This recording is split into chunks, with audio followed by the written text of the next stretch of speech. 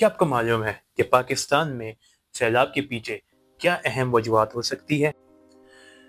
बहुत से एक्सपर्ट्स, बहुत से रिसर्चर्स और बहुत से और जो दीगर इस फील्ड से ताल्लुक़ रखने वाले लोग हैं, वो ये कहते हैं कि पाकिस्तान में सैलाब के पीछे सिर्फ क्लाइमेट चेंज यानी मौसमियाती तब्दीली नहीं है एज अ फैक्टर, बल्कि और भी बहुत से वजूहात हैं, जिसमें एडमिनिस्ट्रेटिव फेलियर्स, पॉलिटिकल लीडरशिप का प्रॉपरली एक्ट ना करना और दीगर वजूहात जैसे ब्यूरोक्रेटिक रेड टेपिंग भी एक वजह समझी जाती है।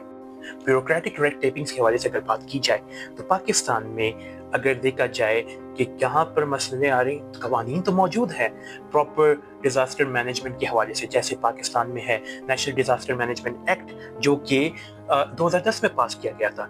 लेकिन क्या होता है कि उसके बाद इम्प्लीमेंटेशन का जो फेज है वो सही तरीके से नहीं होता। अगर जांच की जाए तो दूसरी अहम रीजन इसके पीछे क्या है कि पाकिस्तान में सैलाब आते हैं, इसकी वजह यह है कि पाकिस्तान उन ममालिक में से है जो कि लीस्ट प्रिपेयर्ड हैं क्लाइमेट चेंज को डील करने के लिए। हालांकि पाकिस्तान 2022 के बाद से सबसे टॉप रिस्क की कंट्रीज में है अगर क्लाइमेट रिस्क इंडेक्स के मुताबिक देखा जाए। जब बात आती है सॉल्यूशंस की, तो ऐसे बहुत से सॉल्यूशन मौजूद है जो कि इस तरह के क्राइसिस को डील कर सकते हैं, लेकिन उसके लिए भी एक सोच की जरूरत है, एक प्रॉपर इम्प्लीमेंटेशन की जरूरत है, लोगों को इंक्लूसिवली मतलब एक साथ लेकर चलने की जरूरत है, किसी को मार्जिनलाइज नहीं करना चाहिए ऐसे सिचुएशंस के अंदर, जैसे हर मामलात में।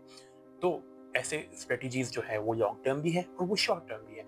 सबसे पहले हम शॉर्ट टर्म में से जो 2-3 चीज़ें बात बयान करेंगे वो ये है कि हमें ज़्यादा से ज़्यादा रेस्क्यू सर्विसेज को एम्पावर करना चाहिए और उनकी स्कोप को बढ़ाना चाहिए। दूसरा, हमें जो है ना कम्युनिटीज़ को इंगेज करना चाहिए, उनको जिम्मेदारी का एहसास भी दिलाना चाहिए और साथ ही साथ उनकी मदद भी करनी चाहिए ताकि वो सैलाब के खिलाफ या इस तरह से दीगर जो नेचुरल डिजास्टर्स है या कुदरती आफात है उनके खिलाफ टाइमली एक्शन ले। लॉन्ग टर्म स्ट्रेटजीज की अगर हम बात करें तो लॉन्ग टर्म स्ट्रेटजीज में ये है कि हमें ग्रीन इंफ्रास्ट्रक्चर या जो green friendly environment friendly infrastructure पर फोकस करना चाहिए। साथ ही साथ हमें लॉन्ग टर्म स्ट्रेटजीज बनानी चाहिए और जो ऐसी स्ट्रेटजीज नहीं, स्ट्रेटजीज बने कि उस पर काम ना हो, उस पर काम करने के लिए प्रॉपर हमें मैकेनिज्म्स रखने चाहिए कि आया उस पर काम हो रहा है या नहीं। अगर काम नहीं हो रहा तो उसके खिलाफ सख्त से सख्त एक्शन लिया जाए। इस टॉपिक पर मजीद डिबेट और मजीद बातें समझने के लिए मेरे चैनल को सब्सक्राइब कीजिए और मेरे इंस्टाग्राम के अकाउंट को फॉलो कीजिए। Thank you very much.